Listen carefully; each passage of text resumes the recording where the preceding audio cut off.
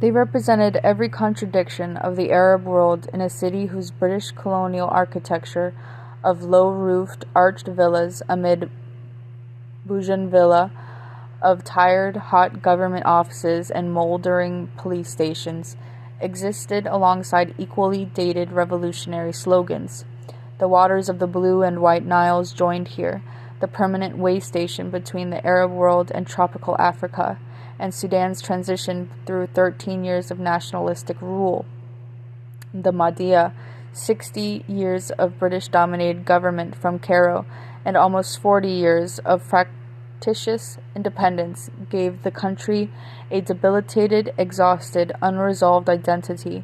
Was it Islamic? After independence, the Ummah party was run by the son and grandsons of the Mahdi, or did the militia regimes that took over after 1969 mean that Sudan was forever socialist?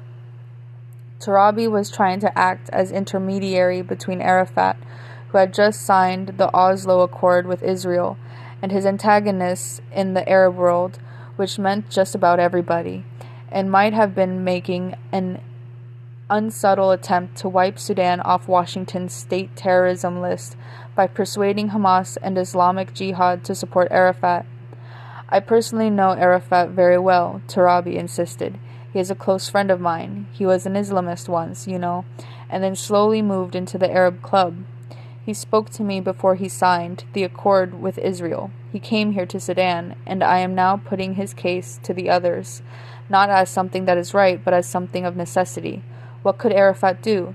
He ran out of money. His army stopped. There were the refugees, the 10,000 prisoners in Israeli jails. Even a municipality is better than nothing." But if Palestine had to be a municipality, where did that leave the Arabs? In need surely of a leader who did not speak in this language of surrender.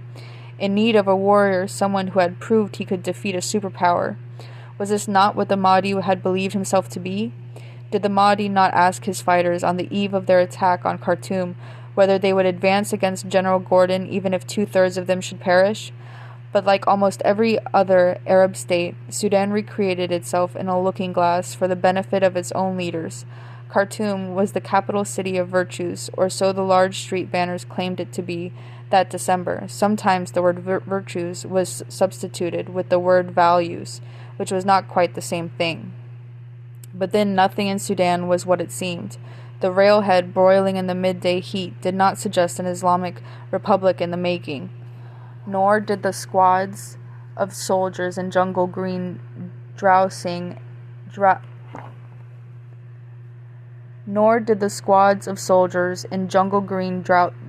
in the shade of a broken station building while two big artillery pieces stood on a freight platform waiting to be loaded onto a near-derelict train for the civil war in the south.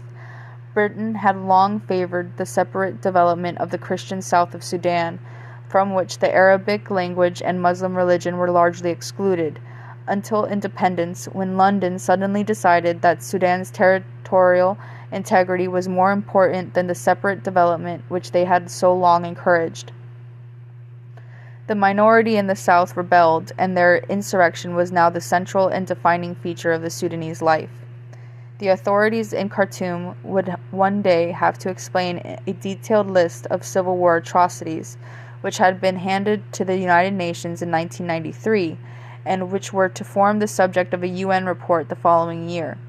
Eyewitness testimonies spoke of rape, pillage, and murder in the southern province of Bahr al-Ghazal, as well as the continuing abduction of thousands of southern children on the capital streets.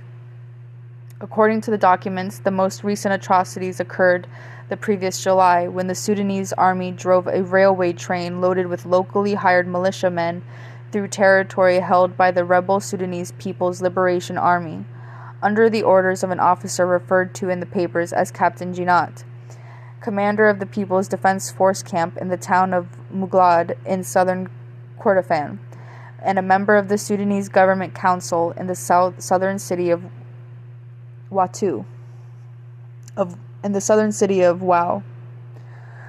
The militias were let loose on Dinka tribal villages along the length of the railway, destroying every village to a depth of 10 miles on each side of the track, killing the men, raping the women, and stealing thousands of head of cattle. Evidence taken from tribesmen who fled the village without their families included details of the slaughter of a Christian wedding party of 300 people near the Lowell River. The documents the UN had obtained also alleged the government troops, along with loyal tribal militias, massacred large numbers of southern Dinkas in a displaced persons camp at Mehran the previous February. This was not, therefore, a country known for its justice or civil rights or liberty. True delegates to the Islamic summit were encouraged to speak their minds. Mustafa Sariq, the Imam of Bosnia, whose people were enduring a genocide at the hands of their Serb neighbors, was eloquent in his condemnation of the UN's peacekeeping intervention in his country. I had met him in Sarajevo a year earlier when he had accused the West of imposing an arms embargo on Bosnian forces solely because we are Muslim, and his cynicism retained all its integrity in Khartoum. You sent your English troops, and we thank you for that, he told me. But now you will not give us arms to defend ourselves against the Chetniks Serbs, because you say this will spread the war and endanger the soldiers you sent to help us. Sariq was a man who could make others feel the need for humility. Thus, even Sudan's summit had become a symbol of the humiliation of Muslims, of Arabs, of all of the revolutionary Islamists and nationalists and generals who dominated the modern Middle East. The Hezbollah delegates from Lebanon took me aside one night to reveal the fragility of the regime. We were invited to dinner on a boat on the Nile with Tarabi, one of them told me. We cruised up and down the river for a while, and I noticed government guards on both banks watching us. Then suddenly there was a burst of gunfire from a wedding party. We could hear the music of the wedding, but Tarabi was so frightened that he hurled himself from the table onto the floor and stayed there for several minutes. This is not a stable place. Nor was the facade of free speech going to lift the blanket of isolation which the United States and its allies had thrown over Sudan, or protect its more notorious guests. 2 months after I met bin Laden, gunmen burst into his Khartoum home and tried to assassinate him. The Sudanese government suspected the potential killers were paid by the CIA.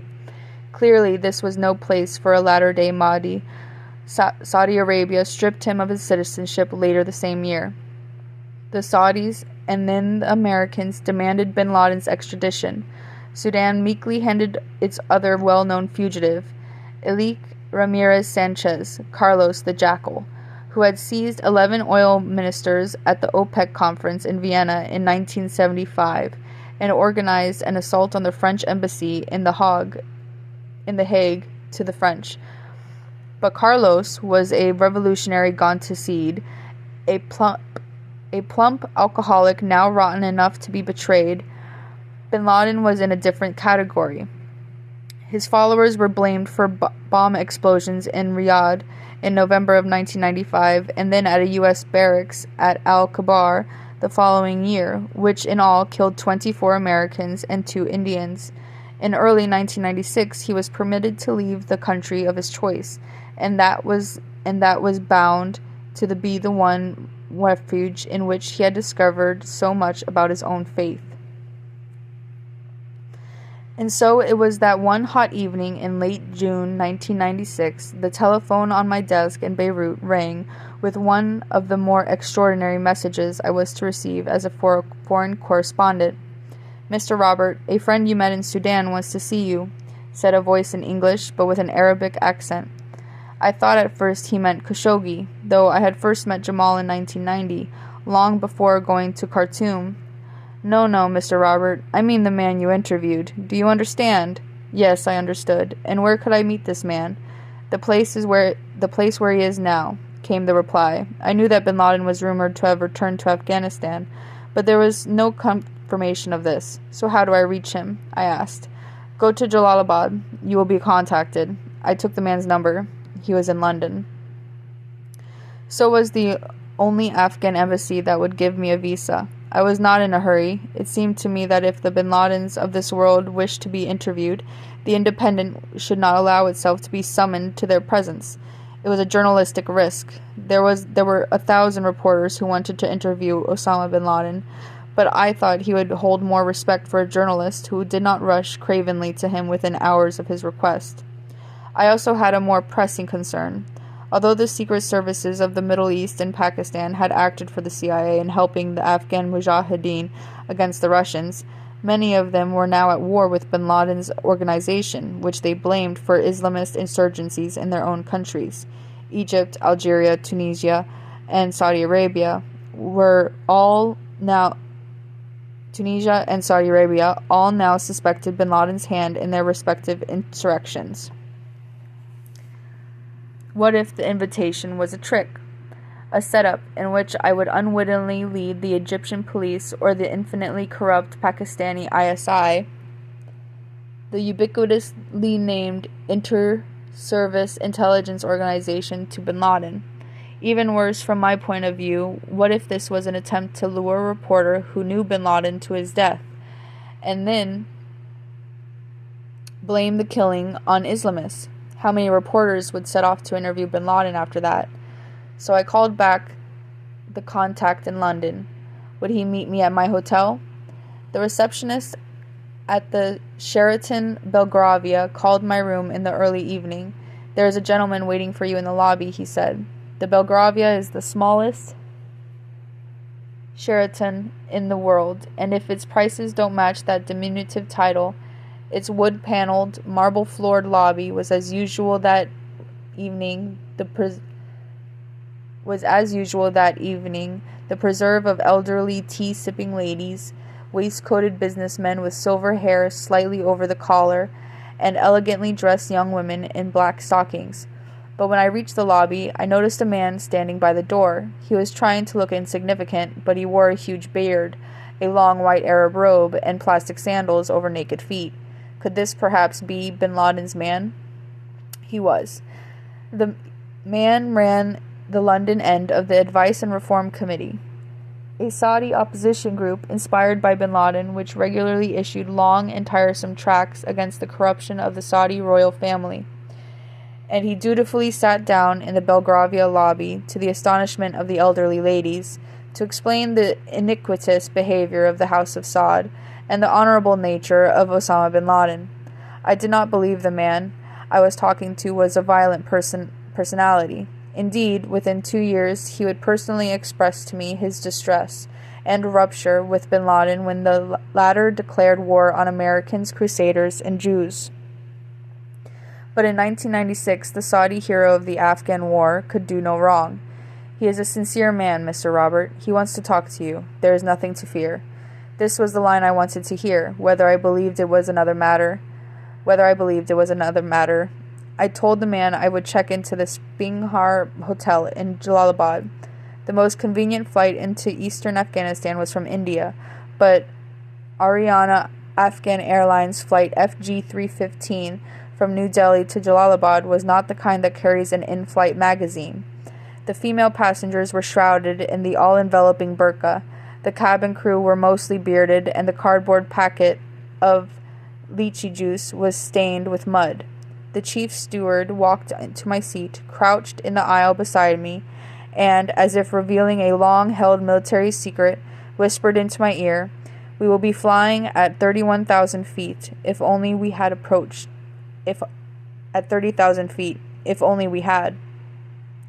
Approaching the old Soviet military airstrip at Jalalabad, the pilot made an almost 180-degree turn that sent the blood pumping into our feet, and touched down on the first inch of narrow tarmac, giving him just enough braking power to stop the jet a foot from the end of the runway. Given the rusting Soviet radar dishes and the wrecked upended Antonov off the apron, I could understand why Jalalabad arrivals lacked the amenities of Heathrow or JFK. When I trudged through the heat with my bags, I found that the bullet-scarred terminal buildings was empty. No immigration, no customs, not a single man with a rubber stamp. Just 6 young and bearded Afghans, 4 of them holding rifles.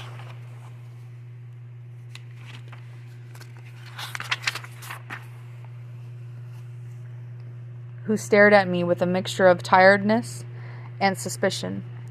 No amount of cheery salam alaikums would elicit more than a muttering in Pushtu from the 6 men. After all, what was this alien, hatless creature doing here in Afghanistan, with his brand new camera bag and his canvas hold-all of shirts and newspaper clippings? "Taxi?" I asked them. And they looked away from me, back at the big blue and white aircraft which had jetted so dangerously into town, as if it held the secret of my presence. I hitched a ride with a French aid worker. They seemed to be everywhere. Jalalabad was a dusty brown city of mud and wood houses, unpaved earthen streets, and ochre walls, with the characteristic smell of charcoal and horse manure. There were donkeys and stallions, and Indian-style velo rickshaws, and Victorian bicycles, and the occasional clapboard shop front. Dodge City transferred to the subcontinent. Khartoum had nothing on this. 2 of engineer Gulbuddin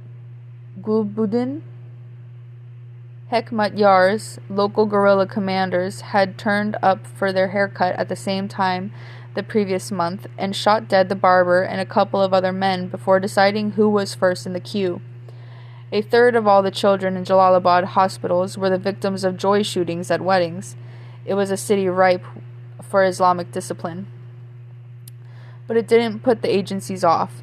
There was SAVE and the UN World Food Program, UNDP, Medicines Sans Frontieres, Madeira, the International Committee of the Red Cross, the OCHA Emergency Field Unit, the Sandy Gall Clinic for Orphan Children, the Swedish Committee for Afghans, the UNHCR, and a German agronomist agency, and they were only the first few offices signposted off the highway to Kabul. 7 years after the last Soviet troops had left Afghanistan, 4 years after the communist government of President Mohammad Najibullah had been overthrown, the Afghan Mujahideen victors of the war were slaughtering each other in Kabul. So what was the point? Were the agencies here to assuage our guilt at abandoning the Afghan people once they had served their purpose in driving the Russians from their land? The United Nations had a force of just 2 soldiers observing the chaos in Afghanistan, a Swede and an Irishman, both of whom stayed in the old Spinghar Hotel. The Spinghar is a relic of the Afghanistan hippie trail, a high-ceilinged hotel of the 1950s with large rose gardens and tall palm trees, which, even in winter, bask in the warmth of the winds coming up from the valley of the Indus. But in the torment of the summer heat of 1996, it is now mid-July. A roaring air conditioner plays Catch-22 with me. To cool my empty double room upstairs, I turn it on, but its tiger-like engine vibrates so loudly that sleep is impossible, so I switched off. Yet when I turn to the only book beside my bed, Plain Tales from the Raj, the sweat runs down my arms and glues my fingers to the pages. Then a rustle, a kind of faint, rasping sound comes from the silent conditioner. I sit up and 5 feet from my face I see the dragon's head of a giant lizard looking at me from the cooled bars of the machine. When I raise my hand, the head disappears for a moment, then it is back. A miniature armored brontosaurus face that is followed now by a long, rubbery torso, gray-green in the dim afternoon light, and big, sucking feet that grip the plastic air conditioning vents. Like an old silent film, it moves and jerks. One moment I see its head. Then, at shutter speed, half of its length of heavily breathing rubberiness is out of the machine. A moment later, the whole half-foot of creature is suspended on the curtain above my bed, swaying on the material, alien and disturbing, looking back at me over its fortress-like shoulder. What is it doing here? I ask myself. Then it scuttles out of sight into the drapery. And of course I switch on the air conditioner and swamp the room with a rush of ear-freezing cold air, and I curl up on the further bed and watch for movement at the top of the curtain rod. I am frightened of this thing, and it is frightened of me. And only after half an hour do I realize that the bright screws on the curtain rail are its beady eyes. With rapt attention we are watching each other. Are others watching me? I wake up next morning, exhausted, drenched in perspiration. The boy at the reception desk, in a long shirt and a traditional pakul hat, says that no one has called for me. Bin Laden has friends in Jalalabad. The tribal leaders know him, protect him, and even the man I met in London said that I should let Engineer Mahmood know that I have arrived in Afghanistan to see Sheikh Osama. Engineer Mohammed turns out to work for the city's Drug Control and Development Unit in a back street of Jalalabad. I might have expected the purist bin Laden to be involved with the eradication of drugs.